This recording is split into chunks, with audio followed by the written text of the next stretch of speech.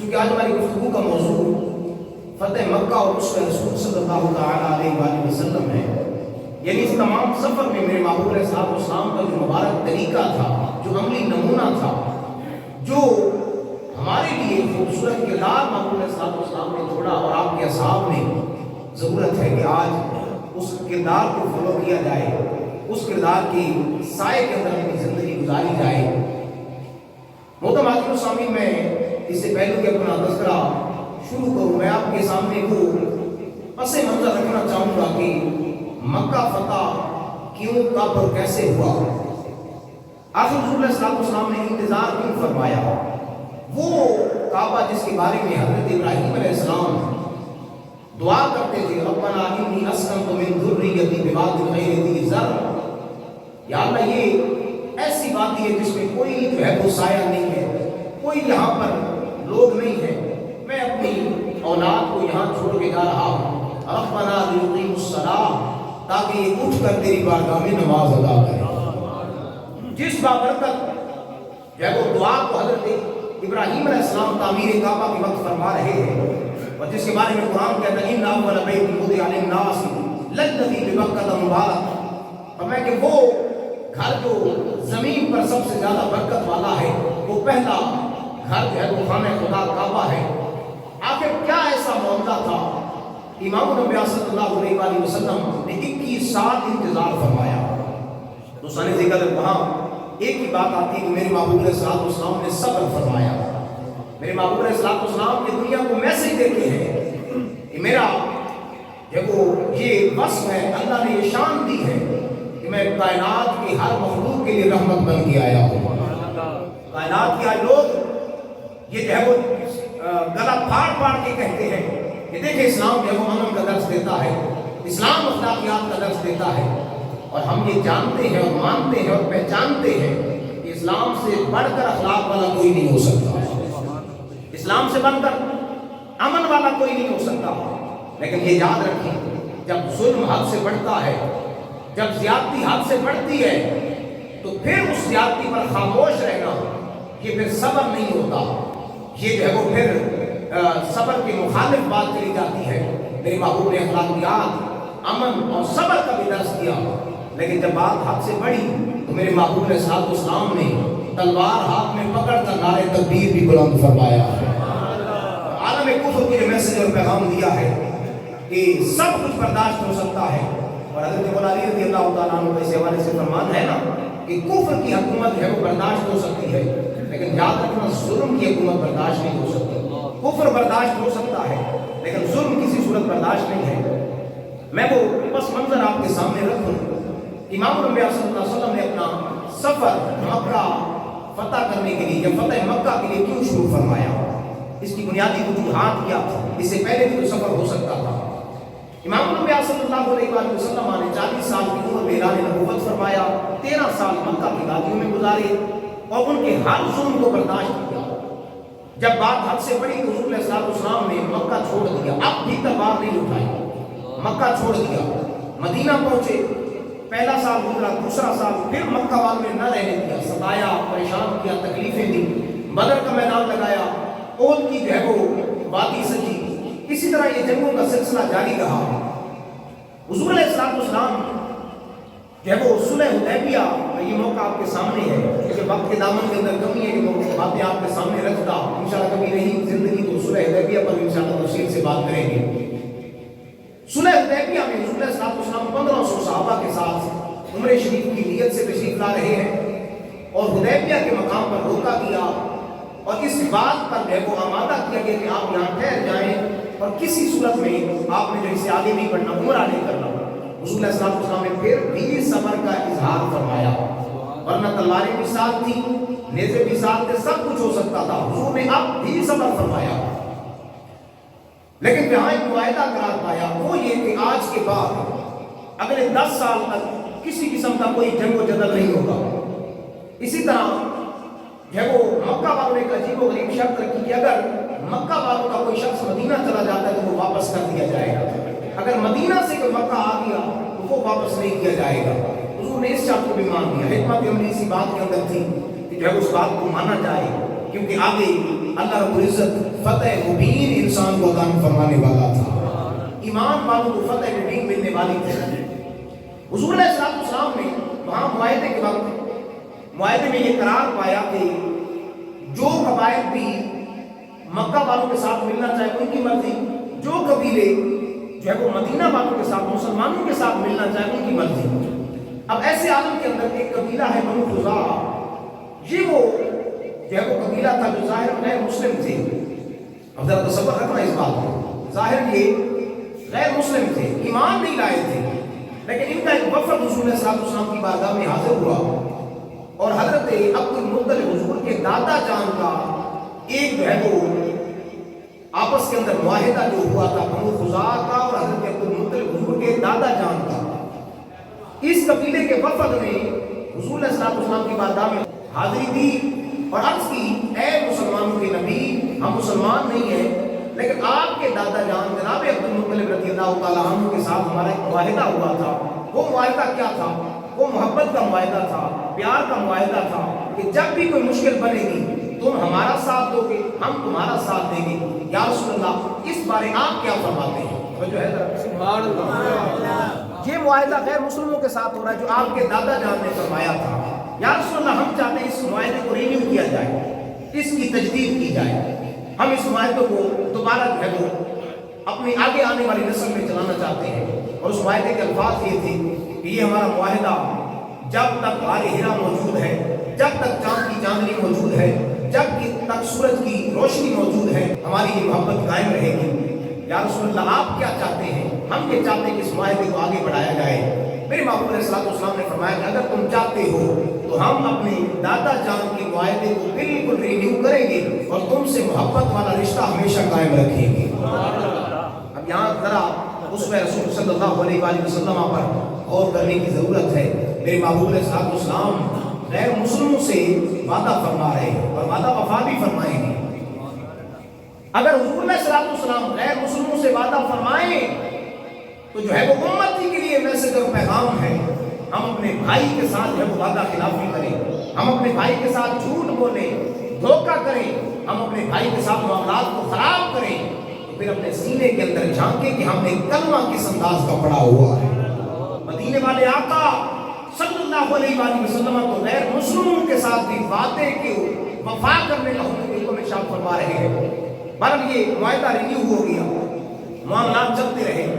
ہجرت کا 8واں سال ہے، مصطفیٰ جان عالم صلی اللہ علیہ وآلہ وسلم مدینہ شریف میں ام المؤمنین حضرت سیدہ ام سلمہ رضی اللہ تعالیٰ عنہ کے گھر مبارک میں اس دن یعنی اس رات آپ کی باری حضرت سیدہ ام سلمہ رضی اللہ تعالیٰ عنہ کے پاس تھی۔ کریم آقا صلی اللہ علیہ وسلم کا یہ طریقہ مبارک تھا کہ آپ نے دن اور راتوں کو اپنی ازواج مطہرات کے اندر تقسیم فرمایا ہوا تھا۔ حضرت سیدہ ام سلمہ رضی اللہ تعالیٰ عنہ فرماتی ہیں سحری کا وقت تھا، اچانک میں نے سنا حضور علیہ السلام نے 3 دفعہ کہا لبیکا لبیکا لبیکا۔ سیدہ فرماتی کہ میں تھوڑی سی حیران ہوئی کہ حضور علیہ السلام کس سے گفتگو فرما رہے ہیں، اس وقت کون آیا ہے؟ فرماتے اگلے ہی لمحے تین آواز کی فرمایا نصرتا نصرتا نصرتا، تمہاری مدد کی جائے گی، تمہاری مدد کی جائے گی، تمہاری مدد کی جائے گی۔ اور پہلے الفاظ سے لبیک یعنی میں حاضر ہوں، میں حاضر ہوں، مطلب کہ جو تم مجھے پکار رہے ہو مدینے کے تاجدار اس پکار کو سنتے ہیں۔ حضرت ام المؤمنین سیدہ ام سلمہ رضی اللہ تعالیٰ عنہ فرماتی ہے کریم آقا صلی اللہ تعالیٰ علیہ وآلہ وسلم کے ان الفاظ کے بعد میں بڑی حیران ہوئی۔ موجم کبیر کے اندر امام طبرانی نے لکھا اور سبل الہداب والرشاد کے اندر اور حضرت پیر کرم شاہ نظری رحمۃ اللہ نے سیرت جامع نبی شریف کے اندر لکھا، یہ وہ محبوب علیہ السلام کی شان تھی کہ اللہ نے محبوب کو غیب کے خزانے عطا فرمائے تھے۔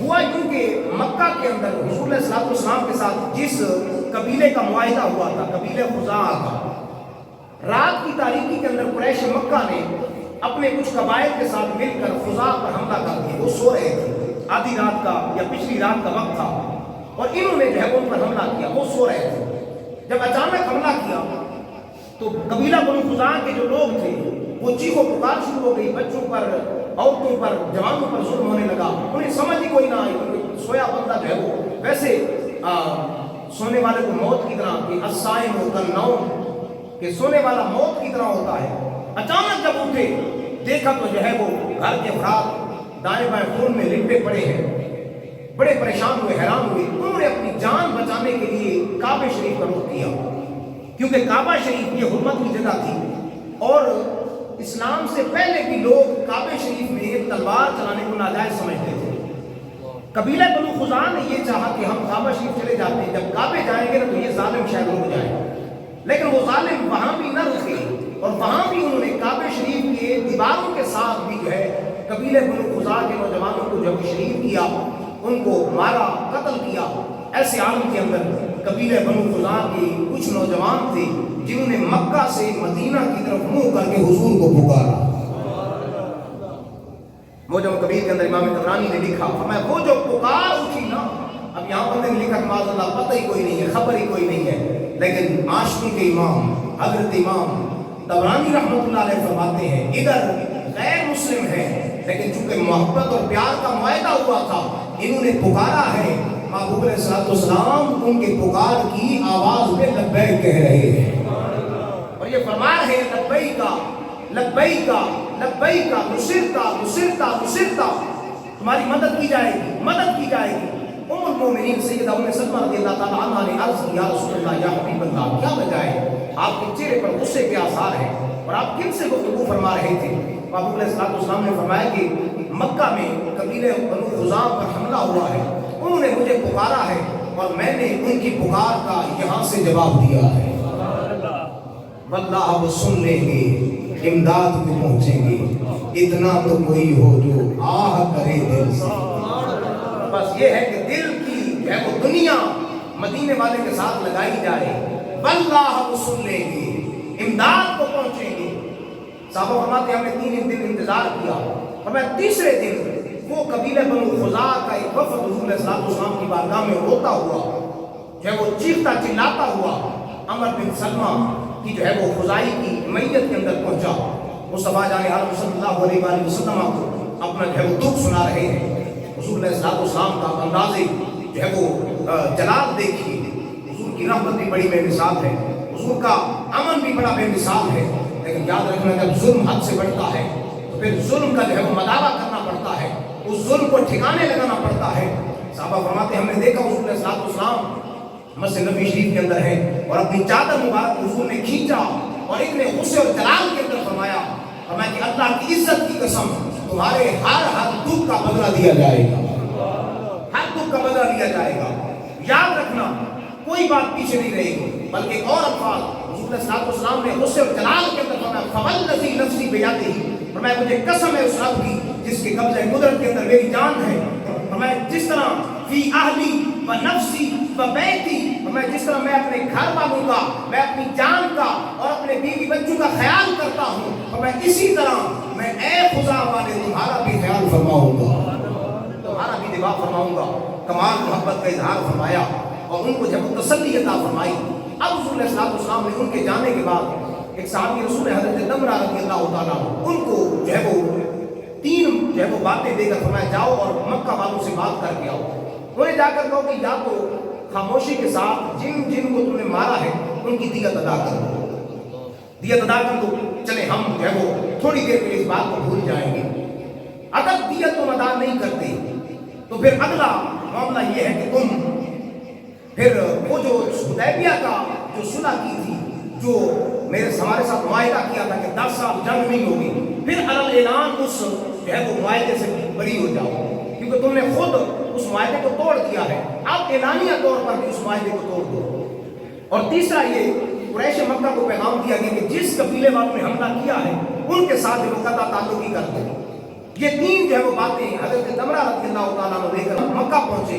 قریش مکہ اس وقت جو ہے وہ کعبہ شریف کے پاس بیٹھے تھے دائرہ بنا کر، مصطفیٰ جان عالم صلی اللہ علیہ وآلہ وسلم کا پیغام سنایا گیا۔ کریم آقا صلی اللہ علیہ وآلہ وسلم کا پیغام جب انہوں نے سنا، انہوں نے کہا پہلی بات یہ کہ ہمارے پاس دیت کے پیسے نہیں ہیں، یہ نہیں دے سکتے، کوئی اور بات کرو۔ کہا دوسری بات یہ ہے کہ جنہوں نے حملہ کیا ہے ان کے ساتھ قطع تعلقی کرو، بات ختم کرو۔ کہا یہ بھی نہیں ہو سکتا، بڑا قبیلہ ہے ہمارے ساتھ وہ جو کہ حلیف ہے، تو معاملہ معاہدے کا ہے تو ہم یہ نہیں کر سکتے۔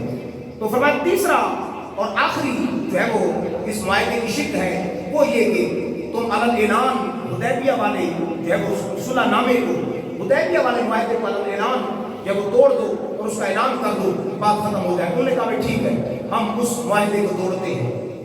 اب یہ حضرت نمرہ رضی اللہ تعالیٰ عنہ جب مدینہ شریف پہنچے, مصطفیٰ جان عالم صلی اللہ علیہ وآلہ وسلم مدینہ نبوی شریف کے اندر مسجد شریف کے اندر موجود ہیں. صحابہ فرماتے ہیں رسول اللہ صلی اللہ علیہ وسلم بالکل اکیلے بیٹھے تھے.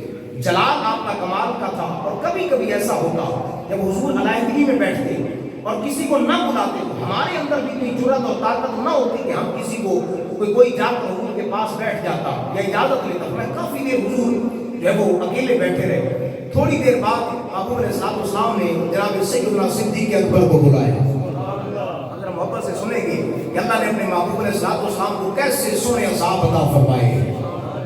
فرمایا کہ حضرت سیدنا صدیق اکبر کو بلاؤ. جناب صدیق اکبر رضی اللہ تعالیٰ عنہ حاضر ہوئے. میرے محبوب نے فرمایا صدیق تم کیا کہتے ہیں؟ مشورہ کرنے لگا. باقی صاحب پیچھے بیٹھے سارے انتظار کر رہے ہیں کہ اب کیا ہوگا مکہ والوں کے لیے. صدیق تم کیا کہتے ہیں؟ اور میرے محبوب فرماتے کہ حضرت سیدنا صدیق اکبر میرے جد اعلیٰ حضرت ابراہیم علیہ السلام کی طرح نرم ہے, بڑے نرم مزاج ہے. ایک اور مقام پہ فرمایا گھی سے بھی زیادہ نرم ہے. صدیق اکبر کی بات نے جب سنا تو عرض کرتے یا رسول اللہ کیا کرتے ہیں, بس ظلم کیا ان کے ساتھ جنگ کرنی ہے. میں کہتا ہوں معاف کر دیں. میں کہتا ہوں تھوڑی دیر بعد حضرت عمر فاروق کو بلایا. حضرت عمر فاروق رضی اللہ تعالیٰ عنہ آپ تو دشمنوں کے لیے ننگی تلوار تھے. میں عمر تم کیا کہتے ہیں؟ یا رسول اللہ نے فلاں بھی کیا, فلاں بھی زیادتی کی, فلاں بھی زیادتی کی, کوئی معافی نہیں ہے, بس اجازت دے اور اب ہی چلتے ہیں. حضور علیہ السلام نے جب سنا نا میں کہ صدیق ابراہیم علیہ السلام کی طرح نرم ہے اور گھی کی طرح نرم ہے, لیکن حضرت عمر نوح علیہ السلام کی طرح سخت ہے. نوح علیہ السلام نے بھی دعا کی دیا اللہ پوری دنیا میں سیلاب بھیج دے, پوری دنیا پہ کوئی بھی تیرا دشمن نہ بچے, سب کو تباہ و برباد کر دے. عمر بھی یہی کہتے ہیں پتھر سے چٹان سے بھی زیادہ سخت ہے. حضور نے اسی وقت فرمایا تیاری کرو, ہمیں مکہ کو لے جانا ہے. اور یہ بات راز رہے, کوئی بھی اس راز کو وہ ظاہر نہیں کرے گا. اور رب کی بارگاہ میں دعا کی یا اللہ قریش والوں کو, مکہ والوں کو اندھا کر دے کہ وہ ہمارے اس منصوبے کی خبر ان تک نہ پہنچ پائے. ہم کب یہاں سے چلے, قریش والوں کو, مکہ والوں کو اس معاملے سے کوئی خبر نہ پہنچے. مصطفیٰ جان عالم صلی اللہ تعالیٰ علیہ وآلہ وسلم نے تیاریاں شروع فرما دی. صحابہ فرماتے ہیں ہم کریم آقا صلی اللہ علیہ وآلہ وسلم کی بارگاہ میں موجود ہے. حضور علیہ السلام نے حضرت مولا علی رضی اللہ تعالیٰ عنہ, حضرت مقداد بن اسود رضی اللہ تعالیٰ عنہ اور ایک تیسرے صحابی نے ان کو فرمایا جاؤ فلاں مقام پر ایک عورت ہے, اس کے پاس خط ہے, اس خط کو میرے پاس لے آؤ. حضور نے مدینہ کے باہر جب وہ پہریدار مقرر فرمایا کوئی بھی مدینہ سے باہر نہیں جائے گا, اگر باہر سے آئے گا یا جائے گا مکمل تلاشی لی جائے, چیک کیا جائے. تو حضور علیہ السلام کے ایک صحابی اور بدری صحابی حضرت حاتب ابن ابی بلتعہ رضی اللہ تعالیٰ عنہ, انہوں نے عورت کے ذریعے خط جو ہے وہ روانہ کیا, کیونکہ مرد کے ذریعے بھیجتے تو پکڑا جاتا. عورت کو جو ہے وہ کہا کہ یہ خط دے آؤ مکہ والوں کو, اور اس نے خط اپنا بانوں کے اندر چھپا دیا. اوپر میڈیا سے بنائی جوڑا سا, اس کے اندر جو وہ چھپا کے پہلے داروں سے جو بچ نکلی. لیکن یہاں سے تو بچ سکتی ہے, مدینے والے یہاں سے کہاں بچ سکتی ہے. مدینے والے آقا صلی اللہ علیہ وآلہ وسلم نے فرمایا علی جاؤ فلاں مقام پہ عورت ملے گی, عورت کے پاس خط ہے, خط لے کر دیا. یہ ہے غیب کے خزانے. پتہ نہیں حدیث پڑھتے ہوئے یہ حضور کی شانیں کیوں نہیں نظر آتی ہو. ساری باتیں پڑھ کے دائیں بائیں نکل جائیں گی, آخر میں جا کر کہیں گے بس کسی بات کی خبر نہیں تھی. اب مولا مشکل کشا فرماتے ہیں ہم اس مقام پر پہنچے, دیکھا عورت اونٹنی پر سوار ہے, سواری پر سوار ہے. ہم نے اس کو روکا, کہا کہ خط حوالے کرو. اس نے کہا کون سا خط, میرے پاس کوئی خط نہیں ہے. فرمایا کہ بات سنو, محبوب علیہ السلام نے فرمایا ہے زمین و آسمان اوپر نیچے جا سکتے, حضور کا فرمان جھوٹا نہیں ہو سکتا. خط تیرے پاس ہی ہے. حضور علیہ السلام کی بارگاہ میں ہم بیٹھے تھے, حضور نے خود بھیجا ہے. بار بار تلاشی لی, جب تلاشی لے کر تھک گئے حضرت مولا علی نے اب خبردار کرتے ہوئے فرمایا کہ یاد رکھو حضور کا فرمان جھوٹا نہیں ہو سکتا. اگر تم نے خط حوالے نہ کیا تو تیرے کپڑے اتارے جائیں گے, منع نہ کیا جائے گا, ہم مجبور ہوں گے اس کام پہ, جلدی کا خط حوالے کر دیں. جب اس نے دیکھا کہ بات بننے والی کوئی نہیں, اس نے اپنے بال کھولے, خط حوالے کیا. محبوب علیہ السلام نے فرمایا کہ یہ حاتب کدھر ہے, حالانکہ یہ بدری صحابی تھی. حاتب آئے حضور کی بارگاہ میں عرض کرتے یا رسول اللہ میری ایمان پر شک نہ کرنا, میرے رشتہ دار تھے وہاں پر, میں نے ان کو آگاہ کرنے کے لیے, باقی میں دشمن نہیں ہوں آپ کا. ابھی یہ ساری بات چل رہی ہے, ادھر عمر فاروق پھر آ گئے تلوار لے کر, یا رسول اللہ اجازت دے رہے اس کا سر سے جدا کریں. اس کو پتہ ہی نہیں ہے آپ نے نگہبان مقرر کیے, کتنی سختی کے ساتھ فرمایا کہ مکہ والوں کو خبر نہ ہو. اور یہ ہے کہ جب وہ خط بھیج کر کو خبردار کر رہا ہے یا رسول اللہ جب وہ مہربانی فرمائی اجازت ہے اس کا سر تن سے جدا کیا جائے. میرے محبوب فرماتے ہیں عمر کیا تم نے سنا نہیں ہے ان اللہ اطلع علی اہل بدر اعملوا ما شئتم قد غفرت لكم. میں بدر والوں کے ساتھ اللہ نے وعدہ فرمایا ہے بدر والے جو کرتے پھرو اللہ نے تمہارے ساتھ بخشش کا وعدہ فرمایا. حضرت عمر فاروق پر یہ الفاظ اتنا اثر کیے کہ حضرت عمر فاروق رضی اللہ تعالیٰ عنہ کے آنسو جاری ہوئے. بار حضور علیہ السلام نے لشکر جلال ترتیب دیا. اسی عالم کے اندر ابو سفیان جو ابھی تک اس نے اسلام قبول نہیں کیا رضی اللہ تعالیٰ عنہ مکہ سے مدینہ آیا منت کرنے کے لیے کہ آپ جنگ شروع نہ کریں کیونکہ اسے خبر ہو گئی تھی حضور علیہ السلام ضرور آئیں گے. حضور علیہ السلام کی بارگاہ میں حضور نے فرمایا نہیں بھائی باتیں ختم ہو چکی تم نے خود کہہ دیا ہے کہ معاہدہ ختم ہے. جب معاہدہ ہی ختم ہے تو پھر ہم کیوں چلیں گے. محترم حاضرین و سامعین حضور علیہ السلام نے بنا فرمایا صدیق کے پاس عمر کے پاس عثمان و علی سب کے پاس گیا. سب نے کہا حضور کا آخری فیصلہ ہے حضور جو فرمائیں گے وہی ہوگا. محترم حاضرین و سامعین ابو سفیان وہاں سے چلا. رسول علیہ السلام 10 رمضان المبارک کو مدینہ شریف سے مکہ شریف کا سفر شروع فرما رہے ہیں. اسلام کا یہ جو ہے وہ لشکر جلال عظیم قافلہ. اور پھر یہاں یہ بات بھی پیش نظر رہے ہم جو بھی عبادت کرتے ہیں حضور کے دروازے سے کرتے ہیں. ہمارا اٹھنا بیٹھنا سونا جاگنا عبادات حضور علیہ السلام کی محبت اور عقیدت کی وجہ سے ہے. اور میں صحابہ روزہ نہیں رکھنا کچھ نے جو ہے وہ محبت والے تک زیادہ ہوتے ہیں انہوں نے روزہ رکھ لیا. ایک مقام پہ پڑاؤ فرمایا حضور علیہ السلام نے اونچی پہاڑی پر دودھ اور پانی طلب فرمایا نوش جاں فرمایا. دیکھا تو کچھ صحابہ جو وہ گر رہے ہیں کچھ جو وہ لیٹے ہیں بالکل نڈھال ہوئے. میرے محبوب نے فرمایا صحابہ یہ کیا ہوا تمہیں کیوں کمزوری آ گئی. یا رسول اللہ کچھ نے روزہ رکھا ہے کچھ نے روزہ رکھا ہے. میں میرے صحابہ منع کیا تھا نہیں رکھنا. یا رسول اللہ بس وہ دل کر گیا عبادت کر لی کیونکہ رب کا حکم ہے. یاد رکھیں رب کا حکم حضور کے دروازے سے ہو کے آتا ہے. اب ذرا بات سنیے اور دل میں جگہ دیجیے. امام الانبیاء فرماتے ہیں روزہ عبادت ہے اور فرض ہے لیکن سنیں جس نے آج نہیں رکھا میرے حکم پر وہ بازی لے گیا ہے. روزہ عبادت ہے رب کو راضی کرنا ہے تو دروازے مصطفیٰ پہ آنا ہوگا. قل ان کنتم تحبون اللہ فاتبعونی یحببکم اللہ. فرمایا کہ اطاعت الہی چاہتے ہو کہ محبت خدا حاصل ہو جائے فرمایا اطاعت مصطفیٰ کرو.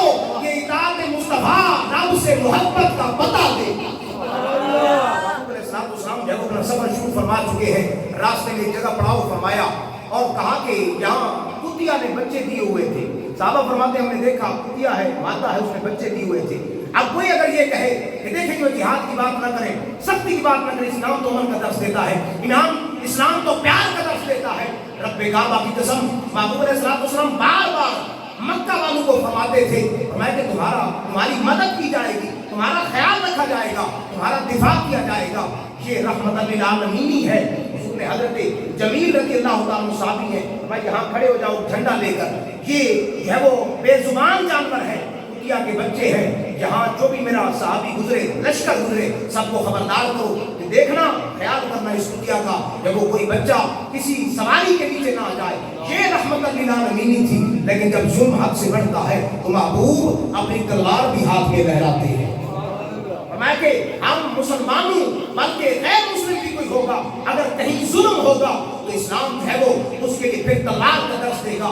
یہاں بے زبان جانوروں پر رحم بھی کیا جا رہا ہے یہ ساتھ ساتھ سبق بھی دیا جا رہا ہے. مت کوئی محبوب علیہ السلام کی امن یا رحم پر بات کرے. بتاتے ہیں دنیا کو کہ ہم نے بے زبان جانوروں کو بھی امن دیا ہے اور پھر یہ اس میں رسول صلی اللہ علیہ وآلہ وسلم بھی ہے. اگر میرے محبوب بے زبان جانوروں پر رحم کریں اور یہاں انسان ہی ظالم بن جائے یہاں انسان اپنے قریبیوں کا جو ہے وہ خون کا پیاسا بن جائے اور پھر ملک پاکستان کی بدترین جو ہے وہ موجودہ صورتحال چل رہی ہے جہاں لوگ جو ہے وہ آٹے کے ایک ایک تھیلے کو تڑپ رہے ہیں اور پھر کئی جانیں ضائع ہو رہی ہیں. محترم حاضرین و سامعین ان کو اپنی کرسی کی لگی ہے وہ کرسی جو ہے وہ بچانے کے چکر میں ہے. کہاں کیا ہو رہا ہے لاکھوں روپے اربوں روپے جو ہے وہ خرچ ہو رہے ہیں جہاں جو ہے وہ عیاشیاں اسی طرح موجود ہیں. میرے محبوب علیہ السلام کے غلاموں یہ درس محبت میری محبوب کی گلی کا لانا ہوگا کہ میرے محبوب علیہ السلام نے ہر انسان کا جہاں جانوروں کا خیال رکھا جا رہا ہے بتائیے وہاں انسانوں سے کتنی محبت کی جاتی ہو. حضور علیہ السلام نے اپنا لشکر جو ہے وہ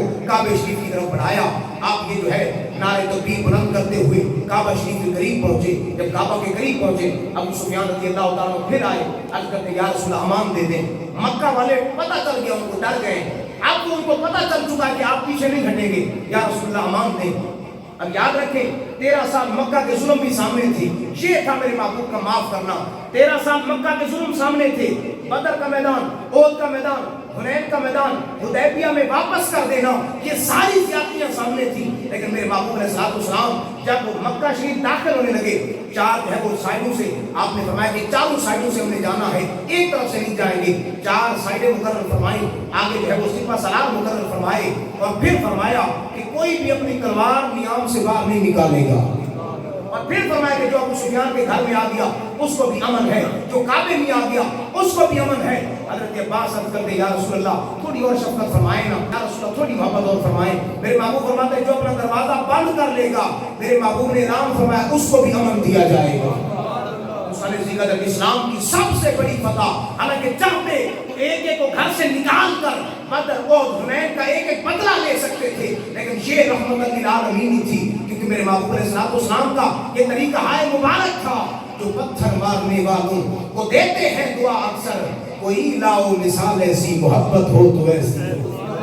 وہ جنہوں نے ظلم و ستم کیے, حضرت امیر حمزہ رضی اللہ تعالیٰ عنہ کا لاشا سامنے ہے, آپ کا کلیجہ نکال کے چبایا جا رہا ہے, آپ کے کانوں, آپ کے ناک اور آنکھوں کا ہار بنایا جا رہا ہے. محبوب علیہ السلام چچا کے لاشے کو دیکھتے ہیں, خون کے آنسو رو رہے ہیں. آج سارے بدلے لے سکتے تھے, چن چن کر لے سکتے تھے, لیکن فرمایا لا تثریب علیکم اليوم, فرمایا جس طرح یوسف علیہ السلام نے بھائیوں کو کہا تھا کچھ نہیں پوچھا جائے گا, جاؤ میں نے رب کی رضا کے لیے سب کو معاف کیا ہے. صحابہ فرماتے پھر ہم نے دیکھا جب ہم جب وہ کعبہ شریف, چونکہ کعبہ شریف جس جگہ موجود ہے یہ وادی ہے, نیچی جگہ ہے, دائیں بائیں پہاڑوں کا سلسلہ ہے, چاروں سائڈوں سے محبوب علیہ السلام کے غلام جب چلے حال یہ تھا. اور پھر جب اللہ اکبر کا نعرہ, اب ذرا تصور کریں یہاں مسجد میں اگر نعرہ لگے تو گونج پڑ جاتی ہے. جب مکہ کی وادی میں کعبے کے دائیں بائیں 10,000 حضور کے غلاموں نے نعرہ تکبیر بلند کیا ہوگا, حضرت فرماتے ہیں شور تکبیر سے تھر تھراتی زمین, شور تکبیر سے تھر تھراتی زمین, جنبش جیش نصرت پہ لاکھوں سلام. محبوب علیہ السلام کا ایک طرف نعرہ تکبیر بلند کرنا تھا, اور دوسری طرف عجز و انکساری کا عالم یہ ہے. آج ہم 2 نمازیں پڑھیں, ہم جیسا جو ہے وہ نیک اور حاجی کوئی نہیں ہوتا. ہم کہتے ہیں میرا مقام اور مرتبہ بلند ہو گیا ہے. اگر ہم تہجد کی نماز باقاعدگی سے ادا کر لیں, ہم اپنے آپ کو پتہ نہیں کیا سمجھنے لگ جاتے ہیں, شاید میرے جیسا نیک بندہ کوئی نہیں ہے. لیکن دیکھیں آج مکے سارے مکہ والے اپنے گھروں کے اندر چھپ گئے ہیں, جو کعبے کے سامنے ہیں ہاتھ جھکائے کھڑے ہیں, لیکن حضور علیہ السلام کا درس محبت دیکھیے. حضور علیہ السلام نے یمنی چادر اپنے دستار کے طور پر سر پہ باندھی ہے. صاحب نے فرمایا کہ ہم نے حضور کی عاجزی دیکھی کہ حضور نے سر اتنا جھکایا ہوا تھا کہ سر جو ہے وہ اونٹنی کے کجاوے کے ساتھ, لکڑی کے ساتھ لگ رہا تھا. حالانکہ چاہتے تو اس انداز سے چلتے, فرمایا کہ بتایا جائے لوگوں کو کہ آج ہم فتح لینے آئے ہیں, لیکن میرے محبوب رب کی بارگاہ میں عاجزی ہے, سر جھکا ہوا ہے, اور یہ دنیا کو میسج اور پیغام ہے. مت خیال کرنا اگر 5 نمازیں پڑھ لی, اچھا کام کر لیا, کہ میرے جیسا حاجی کوئی نہیں ہے. نانا امام الانبیاء فرماتے ہیں کہ ہم مکہ فتح کر کے بھی دنیا کو میسج دیں گے کہ رب کی بارگاہ میں آنا ہے تو اس انکساری سے آنا ہے. السلام اس جو ہے وہ محبت بھرے انداز سے, اور پھر جا الحق و وضاحت الباطل کی صدائیں کعبہ شریف کے اندر گھومنے لگی. میرے محبوب جدھر چھڑی کا اشارہ فرماتے ہیں, جدھر چھڑی کا اشارہ فرماتے ہیں, بت ٹوٹ ٹوٹ کر کے زمین پہ گرتے جاتے ہیں. اور پھر دیکھا جب دائیں بائیں سارے جنہوں نے جو ہے وہ بدر کے اندر, احد کے اندر, حنین کے اندر اور مکہ کے اندر ستایا تھا, سارے کے سارے قریش کے سردار ہاتھ باندھے کھڑے ہیں, سر جھکا ہوا ہے, انتظار میں ہے کب حضور کا حکم ہوگا, سر تن سے جدا کر دیا جائے گا. میرے محبوب علیہ السلام فرماتے ہیں نہیں, میں تو رحمت بن کے آیا ہوں. اور پھر محبوب علیہ السلام کیونکہ 10 دن کا سفر, 20 رمضان کو مکہ فتح ہو رہا ہے, 10 رمضان سے چلے ہیں. صحابہ جو ہے وہ اب ظاہر سی بات ہے 450 کلومیٹر کا فاصلہ 10 دن میں طے ہوا, مشکل ترین سفر تھا. ایسے عالم کے اندر صحابہ کمزور ہو گئے, ظاہر سی بات ہے بعض اوقات ایک دن میں چند کھجوریں ہوتی تھی. تو اس کمزوری کے عالم کے اندر میرے محبوب نے فرمایا صحابہ جی یا رسول اللہ, فرمایا پہلے 3 چکر سب نے رمل کرنا ہے. یا رسول اللہ یہ کیا, فرمایا کہ سب نے اس انداز سے چلنا ہے اپنے بازو پھیلا کے. اب ادھر عاجزی یہ تھی رب کی بارگاہ میں کہ آج کی اور انکساری سے سر جھکا جا رہا ہے، لیکن اب قریش کو دکھانا تھا ہمیں اس انداز سے چلنا ہے۔ جناب عمر عرض کرتے ہیں یا رسول اللہ ایسا چلنا تو رب کو ناپسند ہے۔ میں ہاں رب جو ہے وہ غرور اور فخر کو ناپسند کرتا ہے، لیکن آج کے دن چلو گے اللہ اس سے پسند فرمائے۔ ایسے عالم کے اندر حضرت بلال حبشی رضی اللہ عنہ فرماتے ہیں بلال جی یا رسول اللہ فرمایا اٹھو کعبے پہ کھڑے ہو کر اذان سناؤ۔ حضرت بلال حبشی رضی اللہ تعالیٰ عنہ آپ جب آذان دینے کے لیے کعبے کی طرف جانے لگے، قریش کے سردار سارے آنکھیں پھٹی پھٹی ہیں، بڑے بڑے رئیس اور امیر، بڑے بڑے چودھری سارے آنکھیں پھاڑ کر یہ کالے رنگ کا حبشی غلام جی بھی بھوکا بھی کوئی نہیں، ویلیو کوئی نہیں، رنگ بھی کالا ہے، یہ کعبے پر چلے گا، میں خاموش ہو جاؤ۔ یہ ساری باتیں ہیں، لیکن بلال محبت مصطفیٰ میں کعبے پہ چڑھ رہا ہے۔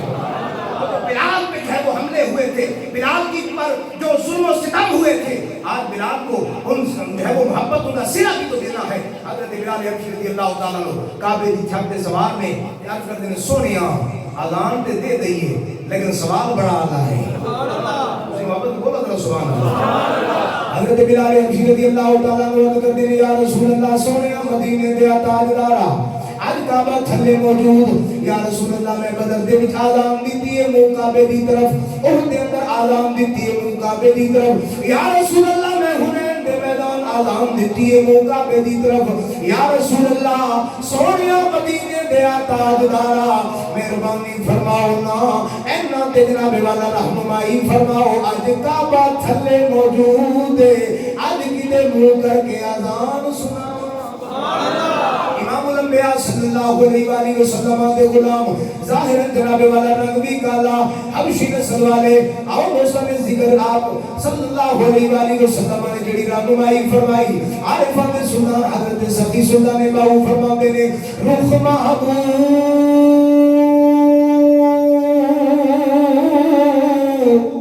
خدا خانہ کعبہ تے جتھے عاشق سجدے کر دے دو زلفاں وچنے مسلے تے جتھے سارے عشق رل دے اور کوئی یار دی او آبِ زمزم تیری تو گھٹ پیاسے بھر دے باہو شاہ او مکے کی جانا تے جدو حج ہوئے بچ گھر دے۔ صحابہ فرماتے ہیں اسی کائنات کے اندر پہلی آزان دیکھی حضرت بلال نے آزان شروع کی تھی، حضور سجی سائد کے موجود نے، حضرت بلال حبشی آزان شروع کر دینے، حضور چلتے چلتے سامنے آئے نے، بلال بھی اپنا چہرہ سامنے کر دینے، حضور چلتے چلتے کھمبی سائد آتے نے، بلکہ جدھر بھی حضور کا چہرہ جانا ہے بلال دی آزان ادھر چلی جاندی ہے۔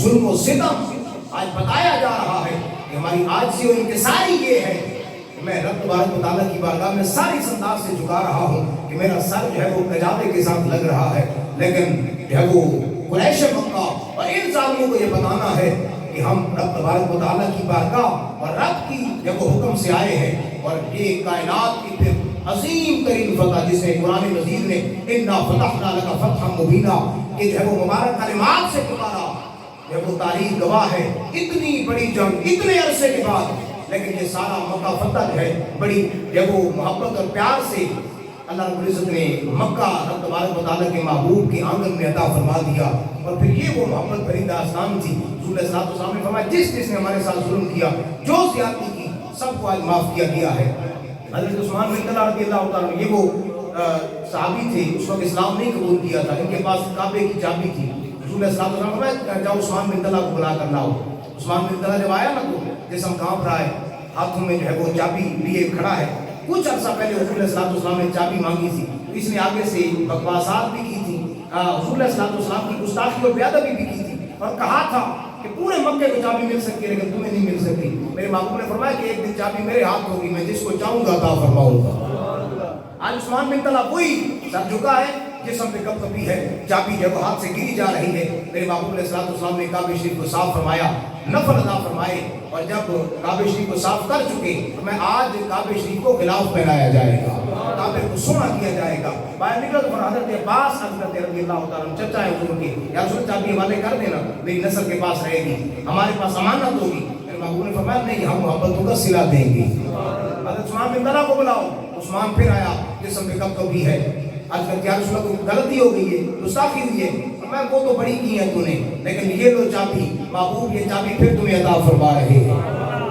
محبوب علیہ السلام کے یہ کرم ہائے، کرم بالائے، کرم الفاظ سنے، پاؤں میں گر گیا، قدموں میں گر گیا. کہتا ہے یا رسول اللہ اتنا کرم ہے تو پھر کلمہ پڑھا کے مسلمان بنا دے. سن زیغت اسلام کی سب سے بڑی فتح مکہ، اور پھر ہر جو ہے وہ لمحے محبوب علیہ السلام کا اسوہ حسنہ بھی شامل حال رہا. اور پھر 10 رمضان سے شروع ہونے والا سفر 20 رمضان کو جو وہ پائے تکمیل تک پہنچا. اور پھر کعبہ شریف جس کے بارے میں قرآن کہتا ہے ان اول بیت وضع للناس للذی ببکۃ مبارک وہدی للعالمین، کہ وہ کعبہ جو فرش زمین پر سب سے پہلا گھر خدا کا ہے، اس میں پھر اسلام کی جو صدائیں آنے لگی، وہاں پھر آذان کی صدائیں آنے لگی. اور دعا ہے خالق کائنات وہ آذانیں ہمیں بھی سننے کی توفیق عطا فرمائے. کاش ایسا ہی رمضان کا مہینہ ہو، وہی کعبہ ہو، اور وہاں کے سجدے مالک ہمیں نصیب فرمائے. اللہ رب العزت مجھے آپ سب کو عمل کرے.